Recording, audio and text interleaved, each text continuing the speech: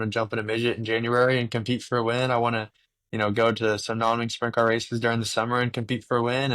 And then I want to show up at all the big crown jewel sprint car events and win or wing sprint car events and have a shot at winning those as well. So, yeah, I just want to be a race car driver that races anything. Green flag in the air.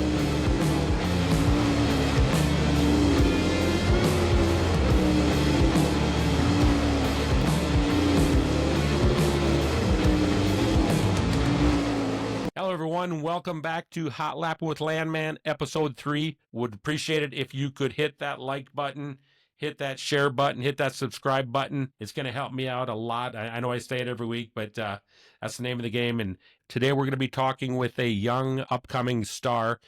He's 20 years old, but he's already got the career of a veteran. He's done a lot of stuff. He's your 2024 USAC National Midget Point Champion. He was also a runner-up at this year's Chili Bowl to a guy named Kyle Larson. He's currently racing on the High Limit Racing Series for car owner Tom Book and number 13. Excited to have him along. We've got Daison Pursley with us here. All right, Daison, great to have you along here today on episode 3 of Hot Lappin with Lanman. I know you guys are out west right now. Where exactly are you guys sitting at? Actually sitting right in the parking lot of the fairgrounds in Tulare.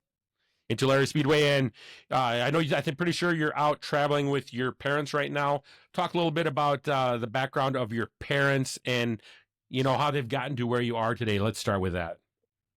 Yeah, my parents have been a huge part of, my, of course, life and then my racing journey as well. So, yeah, just, I feel like I have the best parents in the world for allowing me to do absolutely anything I wanted to. And I think that I've given them a lot of gray hair in the process as well, too. So, yeah, it's just something that my dad always enjoyed racing. My mom was very competitive into sports and everything. And just, they raised a competitive family to say the least. And all my siblings and my parents both did a lot of professional sports and everything. So it was just it's cool to have, a group of, two parents especially that push me to be better every day. And then along with my whole family, get to, go up and down the road with a lot of them and get to see them a little bit with my, schedule now. But when I do, it's good to definitely see them. My parents get to come along to majority of the races, especially my dad. So it makes it a little bit easier on a younger kid trying to do this whole racing gig. Yeah, and that is Dad Clint with a K, right? Yeah, Clint with a K. That doesn't happen very often. Yeah. So basically, you're a 20-year-old with a lifetime of experience already. That's the way I kind of look at it. You've accomplished a lot for what you've done. You've been through a lot. Tell us just a little bit about how you initially got started in racing and how you got going from there. Yeah, so like my dad actually raced modifieds and late models and stuff like that, kind of just all on his own. Him and his buddies started racing street stocks at a couple of the local tracks around home and everything. And that's how he kind of, started his journey and then, ran modifieds and late models and did all of that. And then I was actually born in 2004, and that was like kind of the years that he was kind of quitting or getting out of it.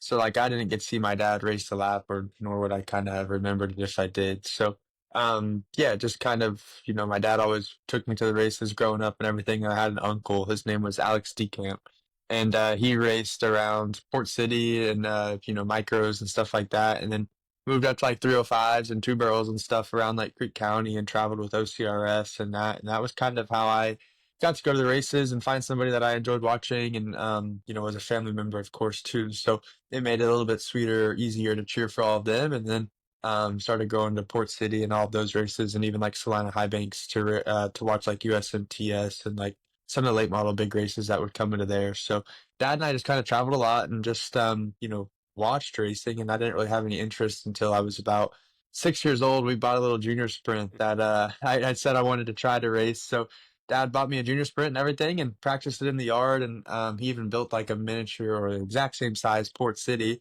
in the backyard. And we started practicing and stuff like that. And then went to a couple of the practice days at Port and everything. And then ended up actually wrecking the junior sprint. And then that was kind of like, I'm done racing. I don't want to do this anymore. I want to go play basketball, football, and all those things. And then we were walking around the Tulsa Shootout Expo building, and I actually told my dad, like, I wanna try this racing deal out again. And I was 10 years old at that time.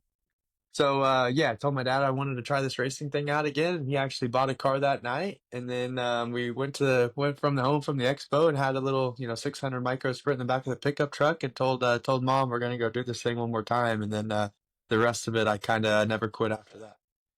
So I'm going to say you were 10 years old from what you just told me. And I just want to jump in and let everybody know here, too. I should have done this before we got into this, Daison, but I'm working from a makeshift studio this week. I am currently out in Las Vegas, Nevada, helping out on the Tom Book 13 car that you drive. And you're over in Tulare. So I'm kind of winging it here. I went mobile, and so I'm sitting in a hotel room. So things are a little different. I'm leaning into my mic. I don't have that where I want it, and the volume things and thing like that. But anyway, so going back to where you were at, you said you were 10 years old, so that puts us at 2014. If I'm just doing the math right, you said you were born in 2004. I see in 2017 you were a national micro sprint champion. What was that like? Yeah, that was like the first time we kind of ran for a championship. Or I even know that there was maybe point standings in racing or ever how it kind of worked. So yeah, it was just, racing at the time, racing restricted and everything like that. So yeah, it was cool. We ran Port City mainly, and then I-44, and I think that was the 2017 championship. Might have been I-44, I think. So yeah, just was, racing as much as we could, anywhere we could, and started traveling around Oklahoma a little bit more, and then ended up, jumping up to like A class and non-wing classes, like a little bit bigger than restricted in the micros. And did that, and then got to traveling with a series called Now 600. They were kind of in, the Oklahoma area, traveled into Texas. We'd go to Kansas. Yeah, and that was just like a fun series that to get to travel with, that I could go to new places and kind of understand that, you can travel and do this. You don't have to kind of stay locally or whatever. So, to me, I feel like I was very green to the racing world as like when I started, and then I got to like watch everything and kind of understand everything. So, yeah, it was definitely cool to travel with my mom and dad on those little micro events and beat up and down the road with them. So you stayed with the micros, and then you obviously, and your dad was, it was pretty much your dad's team, right? And I think you were. Mhm. I've just been doing some homework on you because honestly, I didn't know a lot about you, till I've gotten to know you since back in Volusia and the Chili Bowl, of course. But um, the 9P, I think, was you guys' number, red number 9. It seemed like from what I could see, and you guys kind of carried that number along. Where'd the number come from? Yeah, so number 9 was kind of my dad's number. I grew up like looking at pictures and everything of what he always raced and everything, and he always had like hand painted cars, like back in the day, of course, on the modifies and everything. So he chose the number 9. As far as he told me the story a couple times on like how he got the number 9, but I don't really remember it, honestly. So like I don't know exactly where it came from originally, but like me, I just like the number 9, because of my dad and everything. And then like one of my first original race cars, like I liked the number 9 Casey Kane font, like how I had like the little swoop through the Yep. middle and everything. Like fell in love with that and really liked that. So we ran that 9 a little bit before, and then kind of we just kind of bounced around with lettering guys and everything, and then it kind of eventually fizzled out. Yeah. So while I was doing some homework, tell me about Yosemite Sam. Yeah, so that's another thing that my dad kind of started as well. So he kind of ran like just any kind of characters back in the day on his modifies and late models, just to kind of he says like draw the kids' attention and everything, of just like, oh, there's a little character, Mark Simpson, like I forget like the tornado character he said was like another big hit that he always ran. But in his later years he kind of just stuck with Yosemite Sam. And it just kind of looks like an Oklahoma character as well too, with like a gun and a cowboy hat and all of that sort of thing. So, yeah, I thought it was very cool to put on my race cards as well, to have like a little trademark situation going on there. And yeah, I ran it for a long time. Even ran it on like KKM's midgets and Keith's midgets for a long time, and then started driving for a lot of different people. So it was like kind of hard to put it on every single car that I raced. So started putting it on my helmets a lot, and then kind of fizzled out as well there too, just kind of getting so many helmets and running for different people, and all of those certain things where some people, asked why, and it was kind of turned into like a bigger deal than it kind of originated to be. So yeah, now it just kind of fizzled out, but I like when a lot of people kind of mention it and bring it up to me. The reason I noticed was I saw it on all of your top wings on the center. Actually, And I actually saw Yosemite Sam going for a ride once in one of those pictures too. So he was There's a a lot tough, of those. tough hombre, Yeah, definitely. there was a lot of those where he was either upside down or on his lid or anything. And he always kept coming back. Always kept coming back. As So the micro sprint deal, it looked to me like you guys went to Tulsa once or twice with that too. And tell me about walking into that Tulsa Expo Center the very first time. It's probably what, a 12, 10, 12, 14-year-old kid, and what the initial thoughts are when you walk into that building. Yeah, so like me being from Locust, scroll like 45 minutes east of the expo and everything, like I always went as a fan, but I didn't really understand like, the pressure, how big it really was. Like I was just like, oh, there's this big race, all these people come to race because there's nothing else to do, and then you get this little golden thing by the end of it. So that was about like all I knew of it. And then got to go to the Chili Bowl when I was younger and everything, and yeah, it just grew to something that I kind of took for granted at first of being so close and how it's in my backyard and everything. And then once I started getting, heavier and heavier into midget racing and micro racing and all of that sort of thing, I was like, dang, people really do love the Chili Bowl. And I just get to drive to like the Tulsa State Fairs in that building, like everything. And it looks like, heck, I even still get butterflies like when I go into the Tulsa State Fair and like I walk into those doors in the back and just like, there's going to be about 400 race cars in here come January time, and it looks totally different, like, with fair food and everything else right now. So, Yeah, um, I bet. yeah, still get like butterflies, like even though you just drive by the building in say April or like whatever, like it's a special place for sure, growing up to being an Oklahoma kid, and those little golden guys are something that a lot of people want. Yeah, that's for sure. So you guys made the transition from the micro sprints to the to the uh to the midgets. And from what I could tell, that was a family owned thing there also. And tell us about the thought process that obviously you and your dad, and we got to give credit to your mom Shauna also, because I know that she's a very important part of your deal too. But what was the thought process of saying, okay, we've done the microsprig gig, let's do midgets? And the reason I asked that for a couple of reasons is, one being is obviously you made the step up, but you also said that your uncle had raced modifieds, and the USMTS deal is, for anybody that's a modified fan, knows that that is the upper echelon of modified racing. So interesting how you guys, tell us how you made that decision. Yeah, so my dad was the one that ran the modifieds, not my uncle. My uncle ran like Okay, two I'm barrel sorry. sprint, Yeah, two barrel, yeah, yeah, two barrel sprint cars and like 305s. But my dad ran the modifieds and everything. And I guess like the reason I didn't go that direction is just because like I grew up just at Port City and like watching the micros and like midgets and stuff like that. So, and then as far as like me taking the next step on really what to do, it was kind of just led to like in Oklahoma at that time, like ASCS was like not necessarily like fizzling out or at the lowest of lows. It just wasn't something that like was on a lot of people's like radar at the time, or the people really didn't talk about it. They talked about Power I midgets, and that was like something that traveled, through Oklahoma at least about 4 or 5 times a year with Kenny Brown and like all their series. And I mean, heck, they would get 40 to 50 cars at Port City like on like a Friday night or something like that every time they came through, and then they would go up the turnpike to Creek County and then into I-44 in Oklahoma City, and like the car counts would just be immaculate. So like that was something that during my era when it was like time to take the next step was to go that direction. And yeah, that was something that my parents kind of set me down. They were like, "Oh, we think you're, pretty good at this, racing stuff, and we want to try to, take it to the next step." And that was kind of like time that I kind of started like understanding that you can make a living at this stuff. You can kind of do it full time and not have to get a job or do any of those things. But um yeah, so like that was kind of like a turning point in my career where my parents were like, okay, we can help you out this much, we're going to do this, we're going to go with this team, and it's kind of just going to be up to you if you want to do this or if you don't want to do this. So yeah, we decided to go with Heath Coons Motorsports during the 2019 season, and I ran um, Power I races that whole year.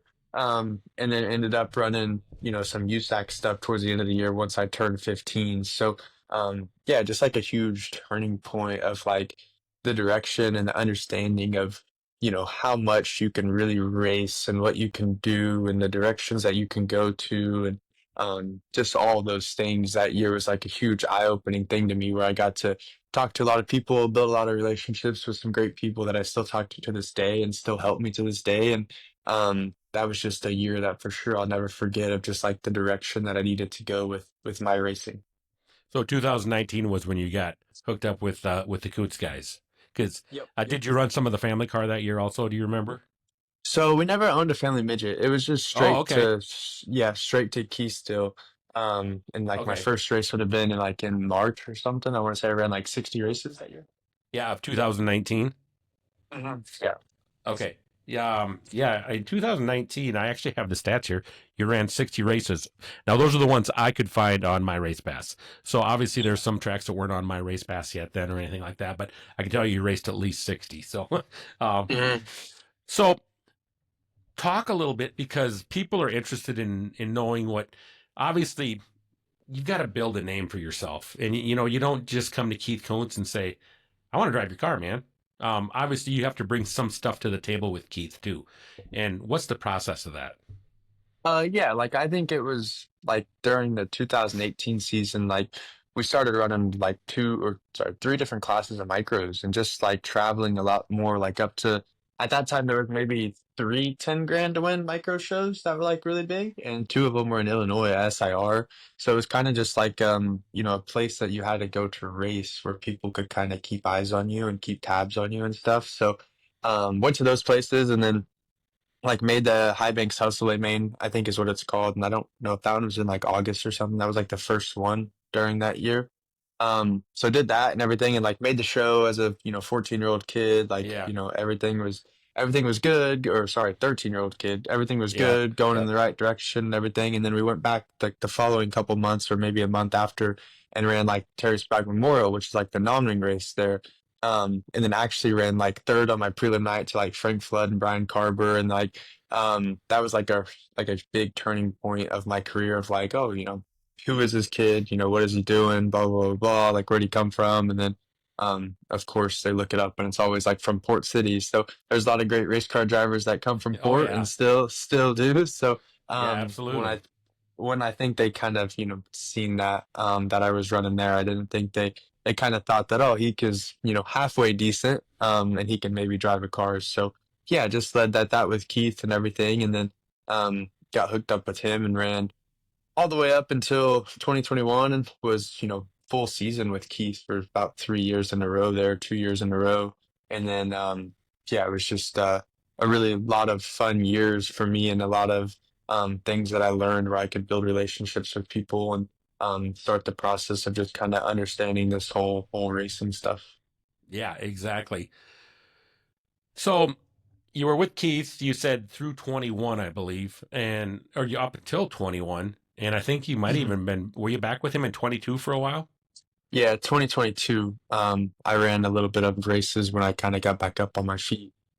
Yeah, and he did very well in those races. I saw that too. So, so um, you get rolling, you get with Keith, you're having some success. You're on the National Midget Tour, and how do the National Midget Tour guys take to you? Because you've got the family, the group with Keith that he brings his stable, but then you've got Chad Boat and you've got I'm sorry, I can't remember who Justin Grant drove for back then.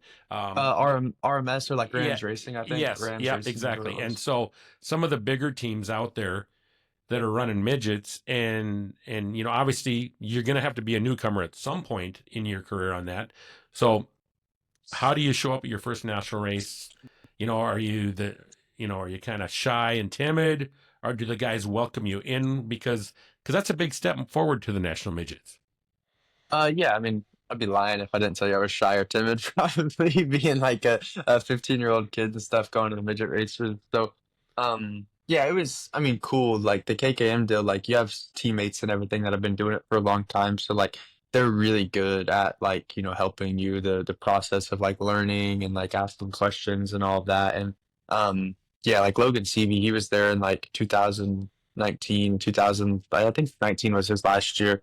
So he made that process like a lot easier of just like asking questions and just like the random stuff. And then Tanner Thorson, after his kind of, injury that he had, he kind of came back and ran for KKM. And then like he was another one that was just very easy to talk to and helped a lot, where he's been up and down the road a lot and understands the process of it all, and has a lot of good, connections as well too. So he was another person. Tanner Carrick, like Tucker Klossmeyer, and like all of them made the transition again like super easy when you have teammates like that. So yeah, USAC's like tough. Like I mean, everything about it I feel Yeah. like is extremely hard. And then midget racing is some of the most aggressive racing that you can get into when you go to those, smaller bull rings. And those people still bring the intense to half miles like Eldora and bigger places like that. So Yeah. midget racing is just it's fun. It's something that maybe gets a lot of crap talked to in those like years that I was racing it pretty heavily and everything, but I feel like it's something that a lot of people, when they get in the cars or go to the races and really understand it, that it's just hard, grueling, good racing that will teach you a lot for sure. And if they're talking about you, it doesn't matter how. And if they're talking about you, that's a good thing too. Most definitely, yeah. So, would you say you had one? If you could pick out one person that was more along, I don't know, mentor, driving coach, just go to person that you were out there when the tough times came around. Do you have one person that sticks out in your mind? Definitely not a former driver, but Jay Drake. He was Okay. somebody that like started or kind of worked at KKM as like a team manager, like does a little bit of everything. It's like if Keith needs help or Pete needs help, it's kind of like a Hey Jay situation. Yep. So he just kind of does like the odd end jobs and everything, and then also drives the truck as well too to the races. So like Jay was a person that I can lean on for a lot. I mean, he's been through the good, the bad, the success, the downgrades. I mean, he's been through the ringer pretty much. Yeah. So he was a good one to lean on, of like when I had tough times or when I like high, had a lot of highs, or he was just somebody that I could go to and lean on no matter the situation, no matter if it was Monday in the shop or if it was Saturday after we, had a good run. It was just Jay was somebody that really kept me level headed and understood the process of how long this stuff takes to get good and how long it takes to stay on top, and through the struggles and through everything. Jay was somebody that, helped me out a ton for sure during those years with KKM, and still somebody that I can go walk up to in the pit area and ask questions to, and he's more than happy to help. Yeah. And that's great to hear. So 2021 rolling along really good. You actually had 88 races in 2021. So I'm just to point that out what I saw on my race pass, and I'm sure that includes some micro sprint stuff where you went and ran 4 classes and over the course of a weekend, but still a whole lot of racing. And then on, I want to say November 13th at Central Arizona Speedway, it all comes crashing down on you, and you have that nasty crash going down the backstretch. And how did that change your life? Yeah, like 2021 was, I feel like, a year that was a huge like turning point for me, of like I'm consistently racing good now. Like everything feels good. Like yeah, like had no complaints whatsoever. Like I'm getting my, confidence up every weekend. I'm like building strong, like, everything was like ripping. Like I felt like extremely good, and I got to run a lot of micro stuff with Keith. That's like when he wanted to launch his little micro thing. So got to run a lot of Yeah. those races, a lot of like 10,000 to win races with those, and jump for the midget and have all this confidence in the world and go run good into that. And consistently was running up front with Power I, and then started to have 2 USAC wins, got my first 2 USAC wins out of the way, and started running up front with them. And then yeah, go out west and like everything's great. I have a little bit of people wanting me to run their non-wing sprint cars here and there, like, starting to get rides and everything where people are really paying attention to you. And yeah, that was a year that was, seemed to be pretty good going into 2022. And then go out west with the midget stuff. And then, first stop was Arizona and everything. And everything was going to plan and everything. And then just had a little, I would say little, but a big crash down the back straightaway at Arizona. And then, yeah, it's something that like I remember everything during that day. Like I remember the wreck, or not the wreck, but I remember like getting into the wall and then looking at the ground and like lights out after that. Yeah. Yeah, and then don't remember like a week and a half to like 2 weeks in the hospital, I would say. Yeah, I would say like it's more like a week and a half probably that I don't remember in the hospital. Yeah, broke C4, is completely shattered. have like everything fused from C3 to C5, like a little front plate.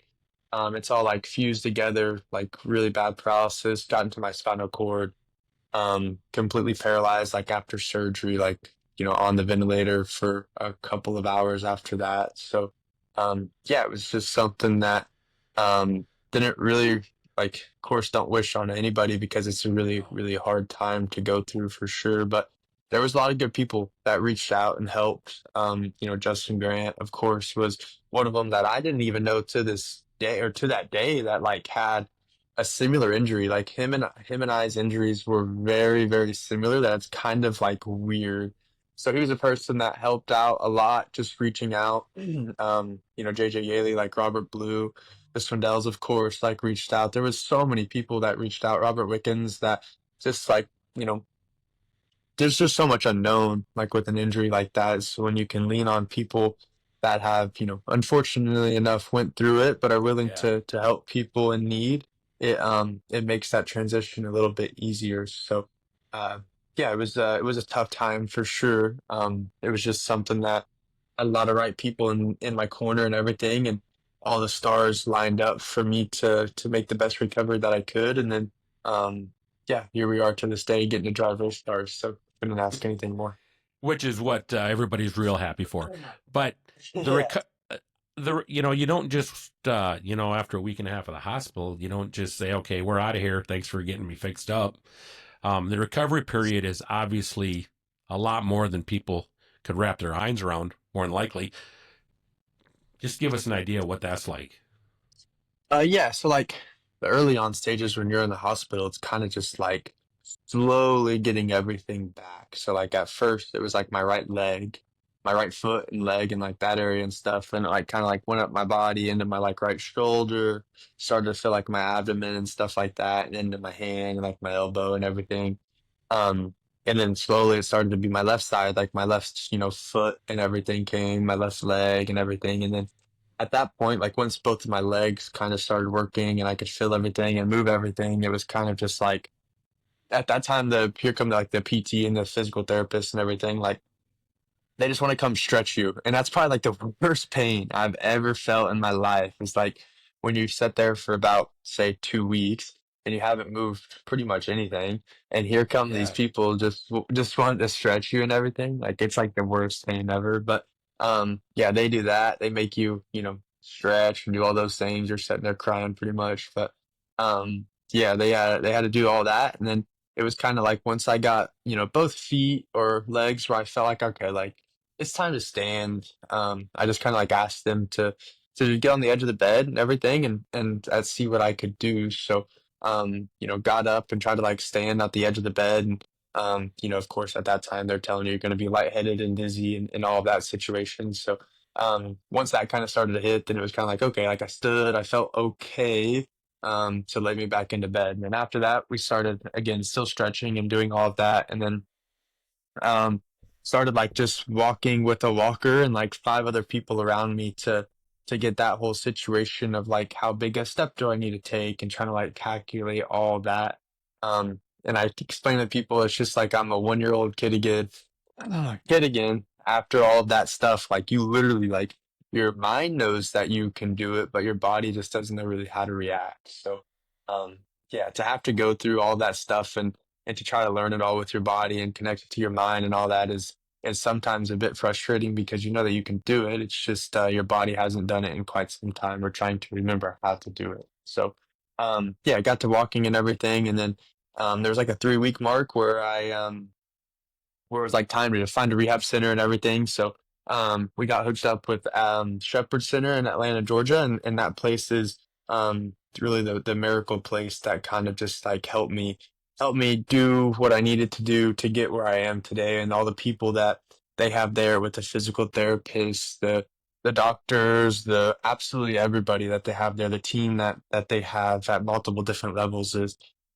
something that I wish I could, help everybody get to when they have sort of this type of injury. It's just one of those special places that has like an eye-opening thing. So it's like the KKM or Chad boat of midgets. They and could tune and you and right like up, huh? they continue right up for sure. So Yeah. Yeah, just like a miracle place. So I was there for about 3 to 4 months, and they got me where I could, my left hand was working at that point, my arm and everything was working pretty dang good. So it was kind of like, okay, like at that time, it's like time to go home, and then we'll continue to do some therapy around the areas like that. So at that time, I was living in Indiana still, Columbus, Indiana, right by the KKM shop. And it was kind of like, okay, like what's next? So then we went to see Dr. Trammell, and he kind of gave me the rundown on like all the stuff that he thought I was either really good at or really bad at, or needed a lot of work, or didn't really need to pay attention to. And he's seen a little bit of everything, good and bad. So I can um, imagine. Yeah.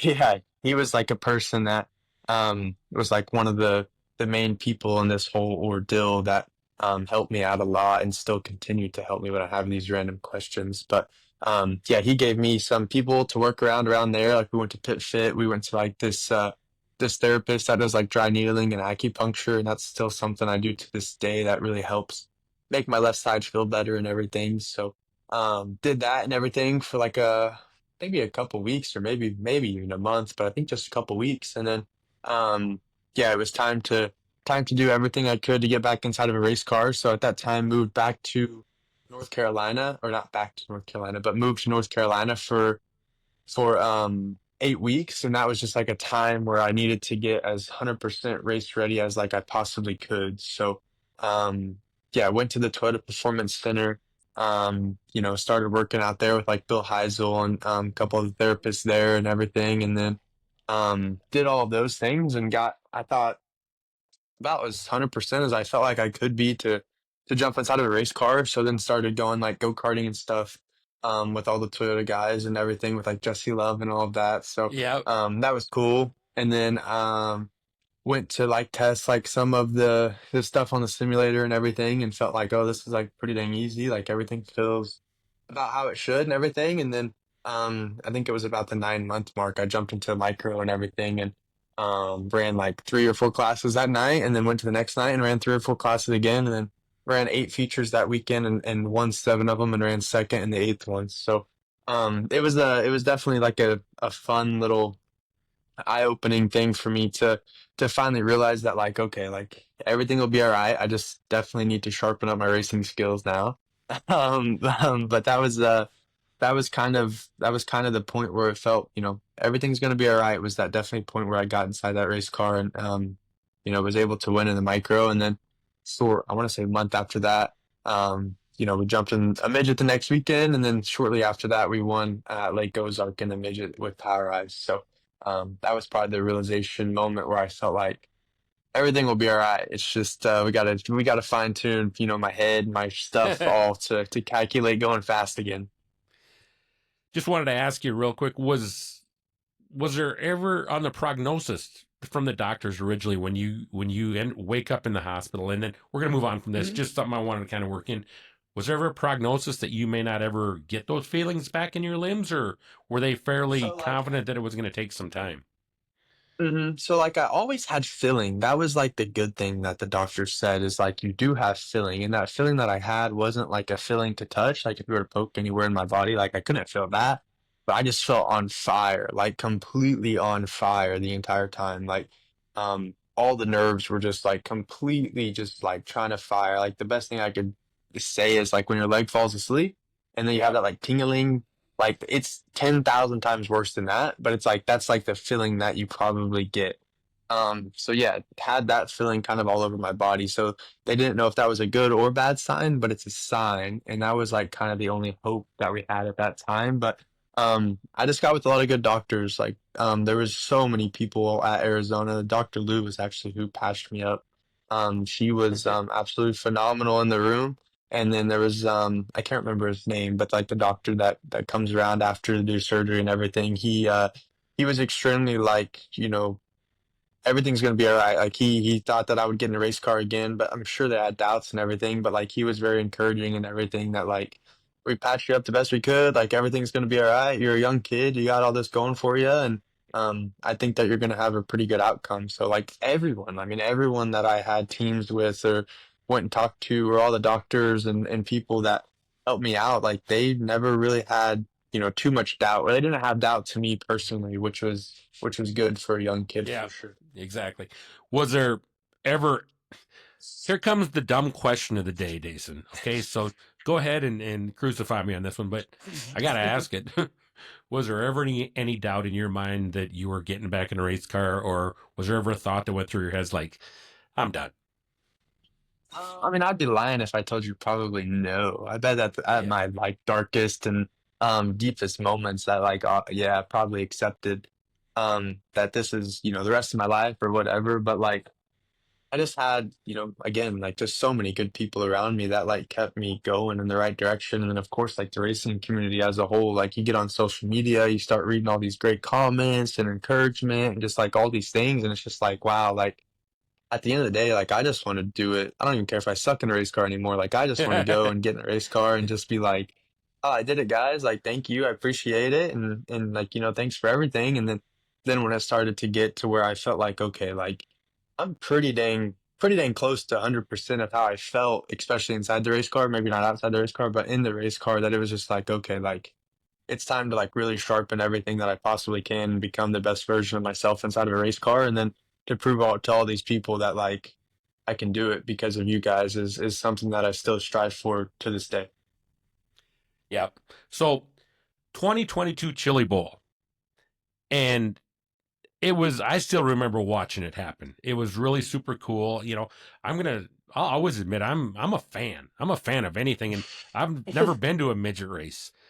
I've been to one now, but you're a fan of the things like this. And I remember on Flow when Daison Pursley walked in that Tulsa arena, I believe it was Chili Bowl 22 after your injury. And how special was that for you? Because you could see the awesome reception from everybody in that building. Yeah, it's cool. Like again, like going inside of that building, as an Oklahoma kid is cool no matter what. But when you went through something like that, and again, you see all the amazing racing community comments on Facebook and everything, and then to go actually feel it in person, like literally feel it through your body and everything as you take steps on the concrete was something that is just, I mean, I don't even think you can describe it really. Of just it was cool. It was very cool to get to do it in Oklahoma. It was cool to do it at Chili Bowl. It was cool to do it in front of all those people and amazing people. And then it was just something that, yeah, it's again hard to really describe the exact feeling. But it's something that was just so cool to see everyone and get to shake everyone's hand again. And that was my first race back too. So to get to watch a race and to smell methanol and do all those things that I missed was something that definitely I'll never forget that night in Tulsa, that was able to walk up and get the rookie of the race that I won previously the year before at Yeah. Chili Bowl. So just yeah, all those special moments and everything that led up to that night was fun for sure. Yeah. So the Chili Bowl, and you're there with Keith again, and obviously in the Coons camp welcomes you back. And then I want to say you I think you started the season 22 with Keith possibly, and was there a switch halfway through the year? I have an '08 car wrote down. Now I'm not a big midget guy, so you're gonna have to help me out here. Yeah, And so how that the season finished out. Yeah, so 2022 was like my first time back in a midget and everything, and that's I think the year that I won Lake Ozark, maybe I think it was.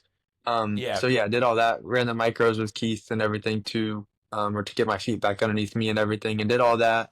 Yeah, and that was kind of the year that Keith was like switching different chassis as well too. So like I was a test dummy inside of a test dummy. I felt like I was a test dummy for myself.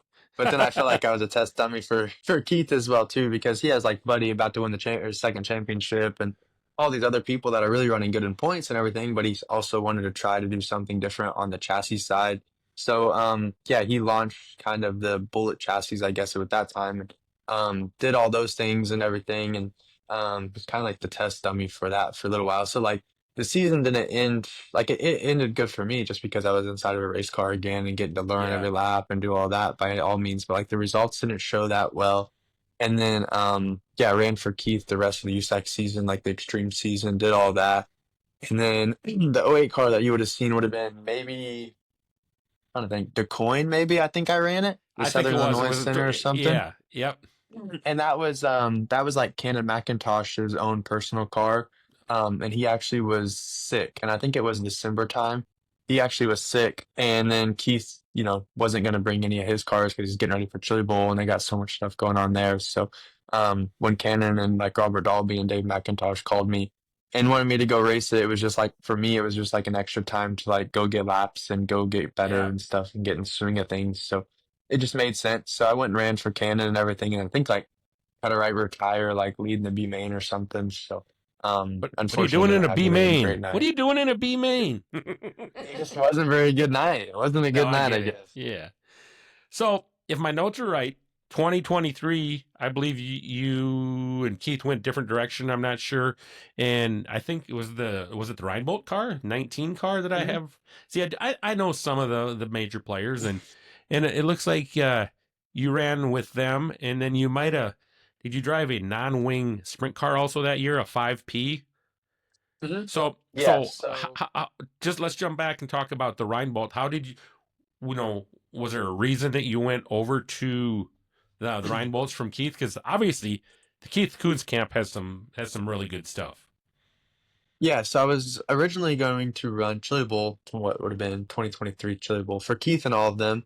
And then, Connor Ridge was the crew chief at AME, the Ryan Bowl. He done the crew chiefing on the midgets and that side of thing. And he, previous 2 years or maybe 3 years ago, he worked for Keith on and crew chiefed all that and everything. So, had a relationship with Connor, and then Connor kind of, introduced me to Andy and everything, and of course knew Andy, from just shaking his hand, saying good job and congrats and everything Yeah, like that around the racetrack. But I officially got to talk to Andy a little bit, and he kind of wanted to go racing USAC the following 2023 years. So I was kind of like up in the air what I was going to do with Keith and then the direction that we were kind of going to go. So when Andy wanted me to race, alongside Hayden with USAC and everything, but I had to run Chili Bowl for him that year. So yeah, made the switch to kind of go that direction and everything. And yeah, it was nothing like, bad between Keith and I or anything. It was just something that yeah, I felt like he helped me so much for my career, and the main goal for KKM is for you to be a hired gun and to get rides by yourself and everything. And we felt like at that time the goal was accomplished for what we, set out to do and everything. So decided to go run for Ryan Bold and all of them during the 2023 USAC season, and had an okay year. And then in 2021, actually, I ran for KO Motorsports in the 5 car, in the non-wing sprint car and everything. I okay, ran their car a couple times before I got hurt. Hopstad, I think. Yeah, Hopstad, 2 times at Hopstad. And then they just always told me that they were going to, build a car for me to run the full USAC, Amsoil National Sprint Car stuff with. And then, of course, I got hurt, so that kind of delayed that year. And then, yeah, they kept true to their word when I, got back in 2023 full swing, and then was able to run for them full time, and pick up Rookie of the Year. And didn't win a USAC points race, but won a non points race at Volusia one time. So yeah, it was cool. They kind of got my start in the non-wing sprint cars to show my showcase or talent and stuff in a sprint car, and led me to have a lot more opportunities in the non-wing world, later down the road because of that. yeah. And I see in 2023 National Sprint Rookie of the Year also. So that was Mhm. with the 5 car. Yeah, that was with the 5 car. They Chase Stopkin was my crew chief that year. Or Okay, not crew chief, sorry. Not crew chief, but just like a former or teammate, I guess. So yeah, okay, he yeah, was my teammate in that. So like another one. I mean, they call him the Iron Man of USAC because he has so many crazy amount of yeah, USAC like starts in a row. So like Chase was like another person that I could really lean on. Like going to Terre Haute for the first time, like all those quote unquote scary places. Like Chase had tamed them all. So it was again just had really good teammates throughout my USAC career that was easy for me to lean on to kind of get me going in the right direction at those places. yeah. So then 2024. You go to the Chili Bowl with Chad Boat, and his stuff's pretty good too. How did you get hooked up with? Oh, I mean, Chad has really nice stuff. So how do you get hooked up with Chad Boat? Yeah, so that was like the end of 2023. We were out west racing midgets and that sort of thing, and it was kind of just a thing that again, at that time, Andy didn't know the directions that he wanted to go with midgets. Like, um, Hayden didn't really want to race midgets anymore. He wanted to make the transition into non-wing sprint cars and maybe dabble inside of that. So Andy didn't know if he was even going to chase the full USAC, midget deal, just because Hayden, didn't show any interest in that quite as much as he did the sprint cars. So he wanted to do that. So it was kind of just a thing where I started kind of searching around, talking to some people, and at that time, my good buddy Jesse Love was racing for Chad out west, and it was kind of just like went over there to hang out with. Again, never really talked to Chad. Just kind of Okay. one of those Yep. things that we do around the pit area. Oh, hi, how you doing? The Yeah. fake talk. Yep.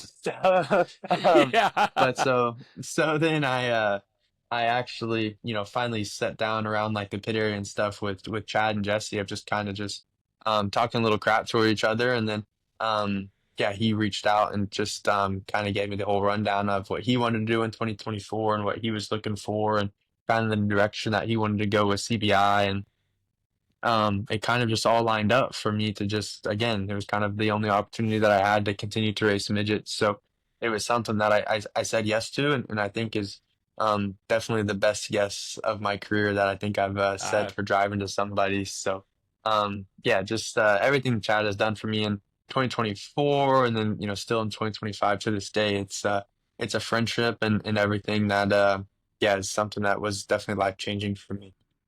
yeah, and you guys win the national midget points last year for USAC, if I'm correct on that. And how's that for a notch in the belt for you especially? But I'm not sure if Chad had already won that in the past or not. But what's the feeling like on that? Yeah, that was like a goal of mine in 2023 was like to win a USAC national midget race because I still haven't completed that feat since my accident. So like going into 2024, like we had that strong Chili Bowl run, from the D to C, B to the A to fourth, like Chad stuff's really good right now. Like I'm confident more than ever since 2021, everything lines up to be good. Then the first race of the year we go out and run second, and then the second race of the year we go out and win. So that moment for me was like really huge. Like it was just like again like a time where I felt like okay, accomplished. I did it. Like everything made full circle. And now let's go out here and just see how many races we can really win this year. And at that time, my confidence was an all-time high in Chad and in a little bit of the whole team, and everything was just firing and all on all cylinders to say the least. So Chad has built a phenomenal race team down from the crew guys Yes.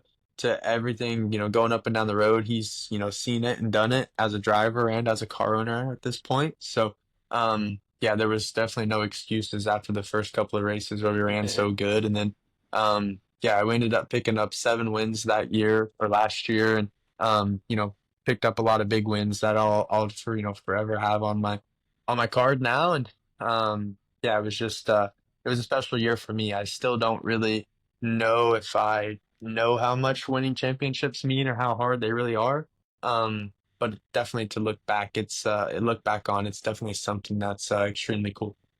Okay. I want to talk about two more things here, and this one is that darn Chili Bowl. And I'm saying that probably for you, not for me. I'm a guy that's never walked in the Tulsa Expo. I've watched every race since it's been on flow from the comfort of my recliner. And I think you ran through the D main, C main, B main, A main in 24, I believe, right? Mhm, mhm. And then this last year, it's there. You actually take the lead with 4 to go, and the stinking yellow's hanging there when you come around. What would it mean to you to win that race? Is it? I don't know. I would need somebody like you to describe it. Yeah, I mean the shootout and Chili Bowl both. Like a lot of people, think that the Chili Bowl is like huge and of course hard to win, and which it is. Like it's one of the hardest races to win just because the luck factor and everything. You have to be good, you have to be lucky. But like the Tulsa Shootout to me is like another like huge race. I mean, you have 1,600 entries with Yeah. 400 entries in 4 classes, 4 of the main classes. Like it's another hard one to win. So I mean, literally just to win one of those little goofy little golden guys is something that will mean, a lot to me for sure. And it's again like hard to describe. Like it's just something that I'm gonna feel like I have to do it to really know how to describe it to you. Just because it does mean so much. So yeah, Chili Bowl this past year, like one of those things where like coulda, shoulda, woulda, right? Like if I go to the pole shuffle and don't run out of fuel, is there a different outcome? Or if the yellow doesn't come out Mhm. when Kyle Larson climbs the wall and throws the banner, or is it a different outcome if he doesn't climb that car and it actually stalls out and he doesn't get to refire? Like there's so many coulda, shoulda, wouldas, but that's what makes that darn thing so hard to win and so enjoyable when you do. And Kyle Larson was just he's of course great, and he was lucky that night. I think he even touched on that just a little bit himself. So, and referring back to the micro sprints, it's weird because my wife is just as much of a fan as I am, and our whole family is. When Christmas rolls around or New Year's or whenever that thing is, it's on the TV at our house from the time they start to the time they stop, and everything rolls into Saturday night. But and so anybody that probably doesn't know, which is probably maybe one or two people watching, the driller is the little golden guy you're talking about, and I did see that, and I was surprised that you've never even won a driller in a micro sprint, and that really blew me away. Yeah. Like it's again like something that I've literally like spun out leading, run second numerous times. Like I've done everything but win inside that building. So, um, yeah, it just is hard. Like I sometimes like I question myself, like, do I put too much effort or thinking into this thing? Do I like put too much pressure on myself? Do I want it too bad? Like, do I need to just come here and just like not care at all? Like I've done a lot of thinking. I mean, still to this day, like I catch myself watching film of, the Tulsa Shootout or Chili Bowl like anytime that I get bored, just because I want to be so good in that building numerous times. And yeah, it's just something that I feel like I know I want to win so bad that is sometimes never going to happen because I do want it so bad. So there's a lot of things, of course, and then being super close as close as I was in the Chili Bowl this past year makes it a little bit harder sometimes to watch those videos and everything. I mean, I'm probably half the views on YouTube from the A main on Saturday night, but it's something that will only make you better in all forms of racing throughout the year. But I just think midgets at Chili Bowl are something that is probably the funnest thing that you can do. Yeah, and I would agree. You look at the attendance, you look at the viewership on Flow, and Chili Bowl is huge. I know it takes a special kind of person to go there inside the building for a week. You know, you see the excitement on the track, but yeah, I also hear the horror stories about going home sick and the Chili Bowl Yep, flu yep. and all that stuff too. And I'm old enough where I don't need any of that, so I'll probably just stick to the recliner and go with that. But so you get an opportunity last summer. I'm guessing probably August, mid August. A guy named Tom Boot gives you a call. And I don't know if you were looking for an opportunity to go wing sprint car racing or not, but how exactly did that go down? And are you excited to be in the winged world? Oh yeah, I mean, I think as a kid, like you wanted to be the Escalon of whatever your profession is at that time. So like I thought going to like I think my first World of Outlaw race was probably at like Salina High Banks or something, and that's a big fast racetrack to say the least. So like me going there for the first time, watching these things go by, and like as a kid, I sat there and blink watching qualifying, and I'm just like he dang near completed a lap by the time I blinked. So like, yeah, just like seeing how fast and everything that these cars are, that it was just like something that was always on my goal and in my dream to do was to race at the highest level. And at that time, it was World of Outlaws and everything, and it was just something I set out to do. So yeah, in the 2024 season, yeah, last year. I started just like saying in every interview, like, I want to run wing cars. Like, that's my end goal. Like, that's what I want to do. That's what I want to try to pursue. That was like the only thing that I could do to, I feel like, get an opportunity, because you're not kind of in that circle, being a non-wing guy and everything. Like you're not in the wing circle of like, oh, this guy really does want to do it, or he really does want to make the transition. So like I just started saying it, and then every opportunity that I got to see someone on Facebook saying like, oh, looking for a driver, this and that, like I was reaching out to them and doing all that, and then got hooked up with Brandon Eikenberry and Justin Giddings from Snow Giddings, so somebody that I know from Yeah. back home, and ran the Brandon Eikenberry 25 and with Justin and all them. And then went to like Knoxville for my very first, start in the 25 car, and went like 17th to 11th. And then like Knoxville was like a huge eye opener to me. Like, oh, I moved the steering wheel. Oh, I'm slow. Oh, I moved the steering wheel. Oh, even slower. Like just those places and stuff like really opened up my eyes to what wing racing is, doing and how hard it really is and how fast you go and all like the little techniques that you have to really get good at to be good in a wing car. So, and then went to Huset's, that what would have been Sunday and Monday, and then I think ended up Yep. winning like the second day. So yeah, it was just like a thing that like winning at I did my Huset's was homework like, on this because I'm like, I got to be able to talk wing. yeah. You actually won the first night and ran fourth the Oh, the second first night. night. Yeah, Okay, yeah. okay. So So won the first night. Yeah, and it was like cool. Like Huset's was more normal to me where I could actually like drive the car and like use my hands and do all those things where it didn't really count as much as Knoxville did.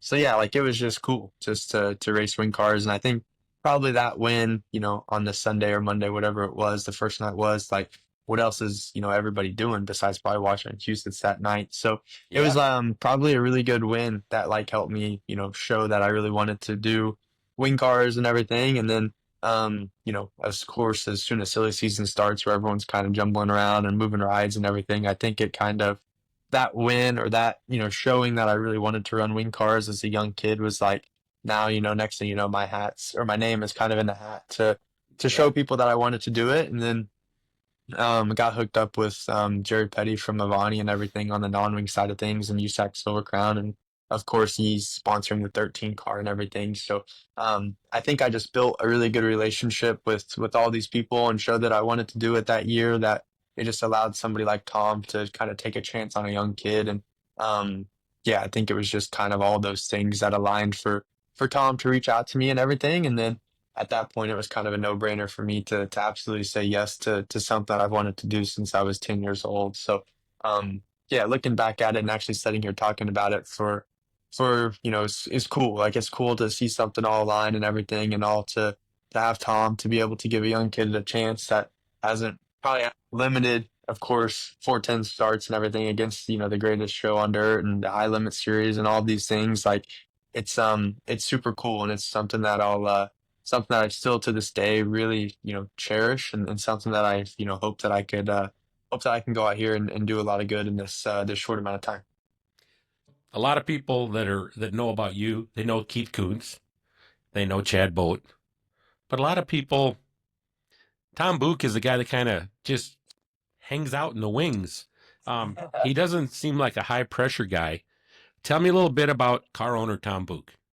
Yeah, I mean, as far as I know, the little bit that I know, there's no pressure at all. Like it's like the best thing ever. Like, yeah, I of course like when I reached out or when he reached out and everything, and I started learning about him, I'd like was like, dang, like he's been around this still for a while. Like he knows like a lot of people. He's been around it a huge time. Like, he's definitely somebody that I want to get hooked up with in my younger years to because I feel like when I every like profession I've done USAC and all those things like I've been fortunate enough to get with people that aren't like younger where they burst onto the scene the last 5 years and are successful like I've been with a lot of people that have like a lot of history in the sport so like it was like another thing once I found that out about Tom that I was like okay like this is really a good match for me just because like I'm sure he has a lot of relationships with people. I'm sure that he can help me out a ton just because he's been beaten up and down the road. Like he's done it all. He has established himself for multiple years. So again, it was kind of just like a no-brainer for me to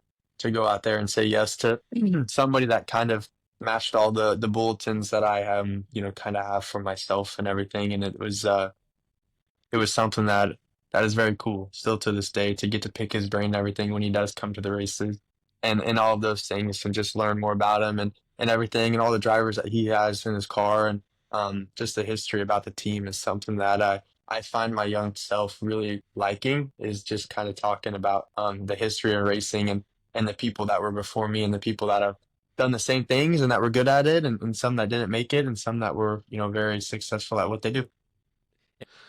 And then crew chief Sean Strasbaugh, and Sean will probably get after me because I probably butchered his last name, but that's why I've said it since I've known Sean since about 2008.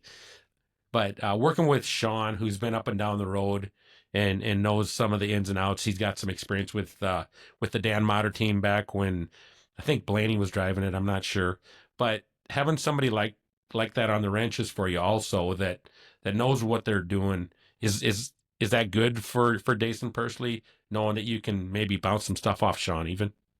Oh yeah. I mean, most definitely like same thing. Like Sean has enough, respect and knowledge from, everyone that beats up and down the road with us that like, I mean, for me or for anybody, like he can go out and ask anybody and they'll give us a straight answer on, if I need to drive it differently or really what the track's doing because all this is still so new to me and all of this, it's hard to process for me. So, yeah, it's just cool. Like it's just cool to be with people who have, done this for a very long time, who have understand it, who know what it takes. And here I am, just this young kid that's kind of just going out there with open arms, just taking it all in. So it's good to have all these great people in my corner that have done it and have been successful at it and have, seen the highs and lows of it and can, kind of ride or guide me into that right path of really what it takes to be successful at the longevity of the sport because it can do a lot of wear and tear on you for sure.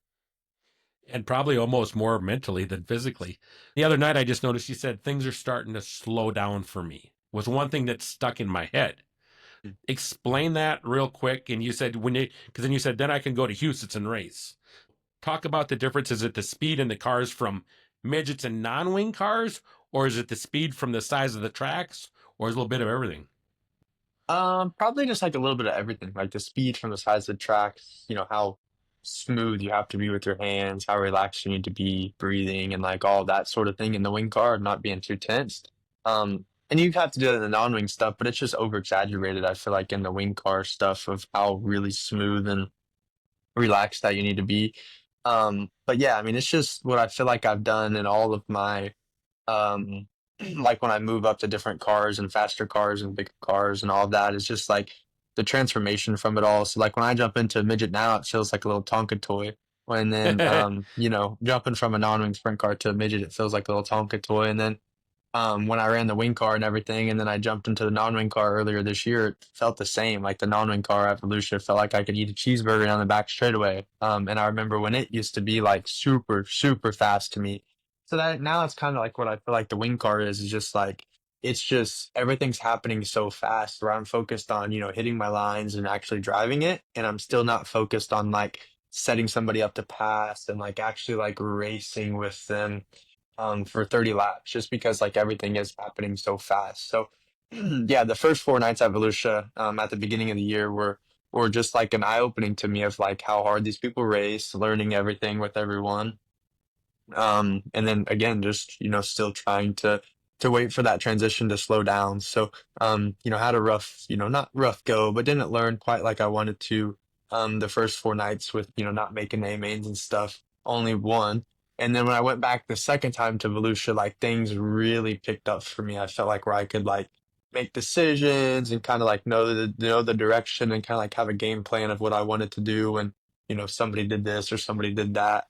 So yeah, just waiting for all that to slow down is something that can be frustrating and then something that you just have to just kind of just wait for because there's nothing that you can really practice for. There's nothing that you can really go outside and do because I can't run 100 miles an hour and on a half mile. So just all of those Yeah. things that it's just kind of just what it is the learning process and the process of trying to be all those things, but to also be patient and mentally strong in times that you feel like you're kind of just wasting time. Yeah. Then they bring you out to Las Vegas, where it's pretty fast out here too. And tell us just a little bit. We only got one night in over there at the dirt track. They tried their tails off to get it in, and the weather just did not cooperate. But the Saturday night show, grade yourself and how you think things are coming there because another big fast track.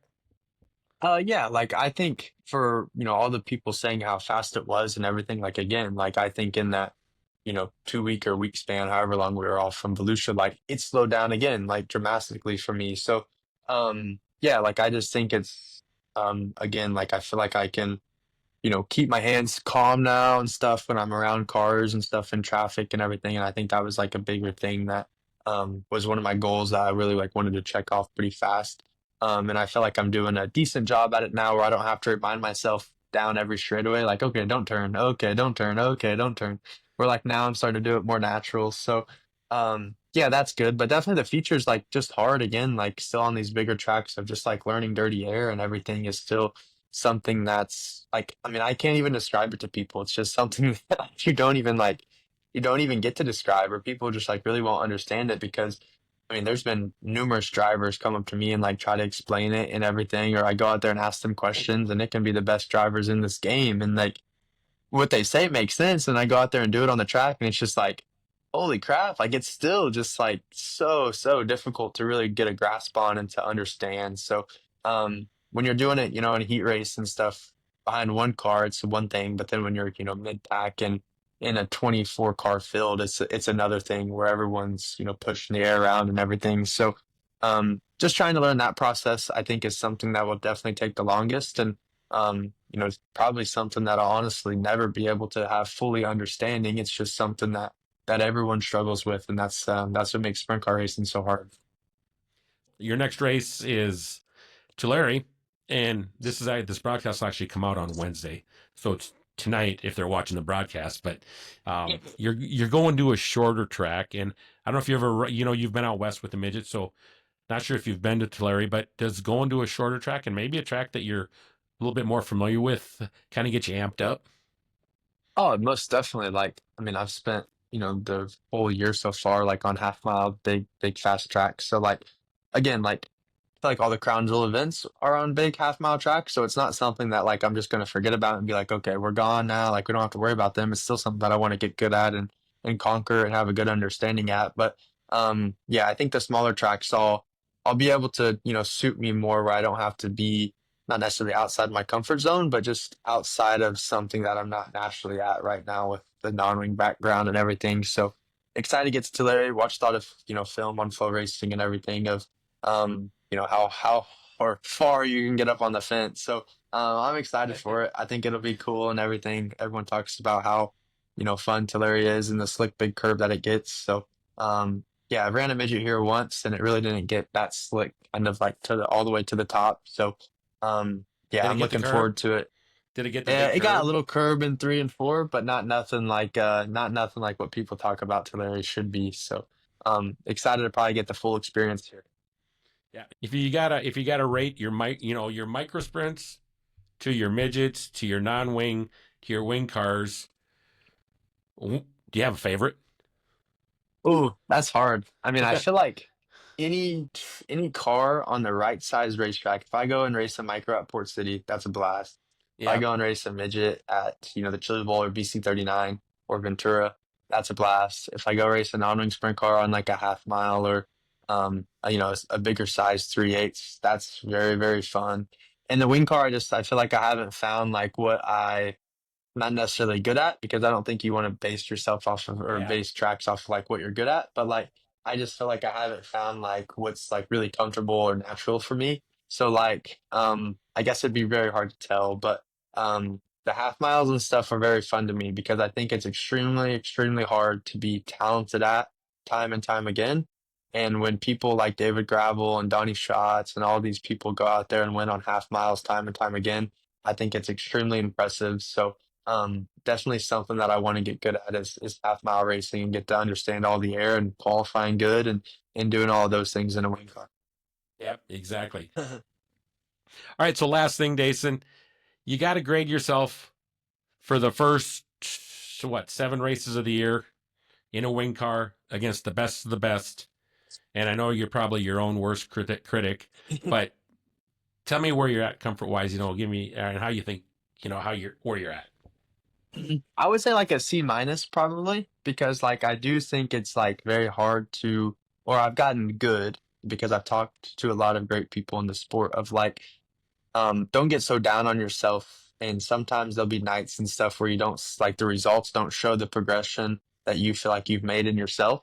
So I do feel like that there's been a huge progression from, night one at Volusia to Vegas. Just because again, the results might not show it or whatever, but for me, comfort wise and like understanding wise and how I feel inside of the race car and everything, I think that it's gotten tremendously better, but I still feel like there's so much more to go and everything. So yeah, I would definitely say like a C minus would be pretty dang accurate in my own mind. But yeah, definitely excited to go to the smaller tracks where it may be a little bit more natural and kind of seeing what we could do from there. All right. So last one before I let you go here.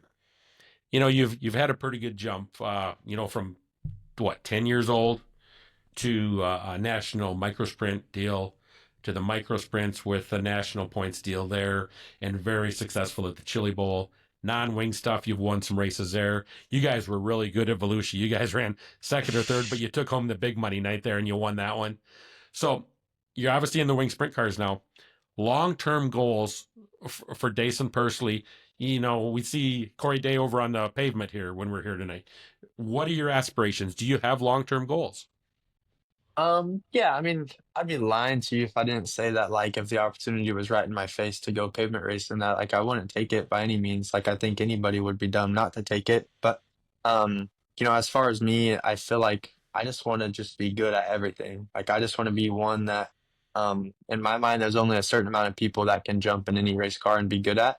And I feel like when Christopher Bell was jumping around in every race car, he was very, very talented and still is to this day if he did it. But when he jumped, back and forth between a midget, a non-wing sprint car, a wing car, and all those different things, I think he was very good. And then when Kyle Larson was doing the same, he was, of course, very good. And then I feel like you have somebody like Brian Clausen, and those are just, I feel like there's more people for sure that were very good, but those are the three Yeah.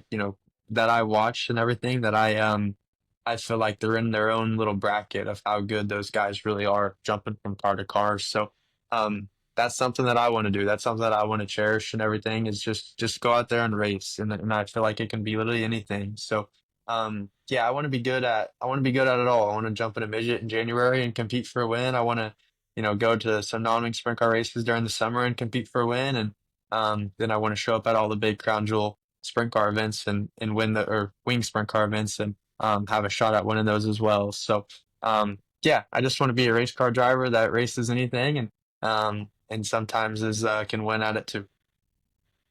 That's awesome to hear. Well, it's already been an hour and 15 minutes. I can't believe how fast this rolled through. So it's fun when you get to talking with everybody. I appreciate you coming on the show and sharing a lot of stuff, personal stuff, about your accident to aspirations, how you got started.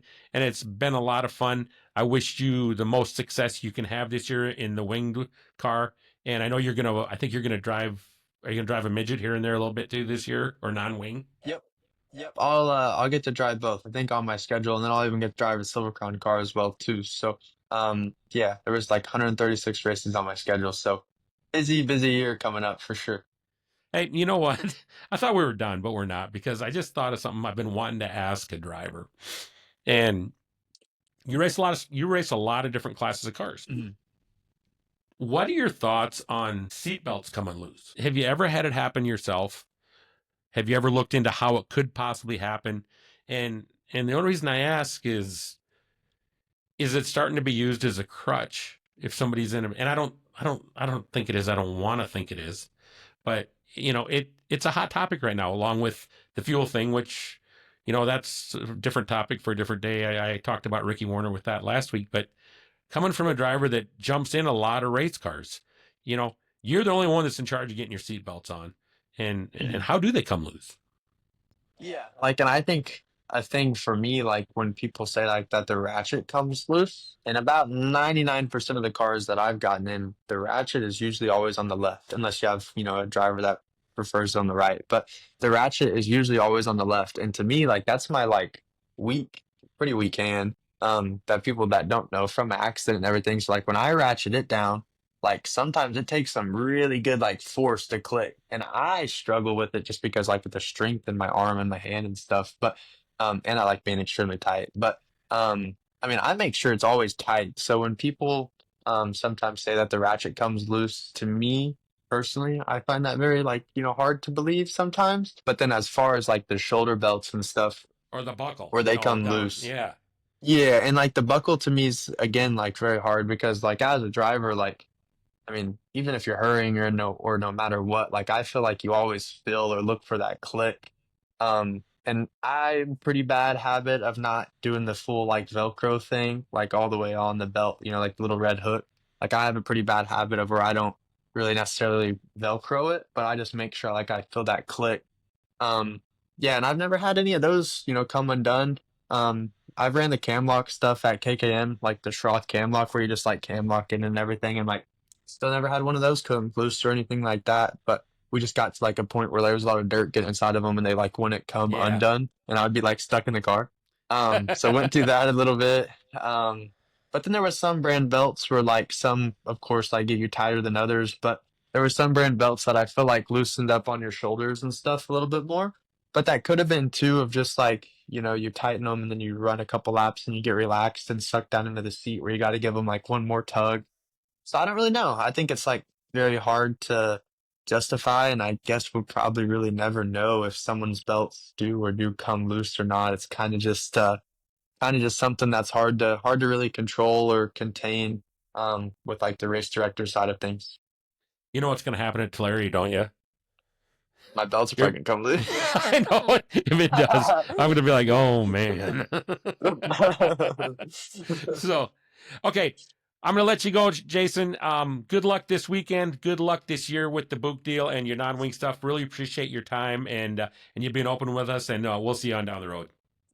Yeah, thank you. Thanks for having me. It was a lot of fun. Okay. See you later. See ya. All right. So thanks everybody again for tuning in to Hot Lappin' with Landman episode 3 with Daison Pursley. It's been a lot of fun. Daison, what a great guy to talk to. Really opening up on that deal, and wish him a lot of success moving forward. I want to thank just a couple people before I go that have helped me out with my podcast. There's a lot of stuff that goes on behind the scenes here, folks, and I'm definitely learning. So Krista Strand has done a lot of great stuff for me. She's helped me with some cover art and helping me get stuff uploaded to where things need to go. My twin brother, Lannie Nichols, who is a videographer, he's really had some great pointers for the old Landman, and he's really helped me out too on some editing stuff and how to get stuff in certain places. So I want to be sure and thank them.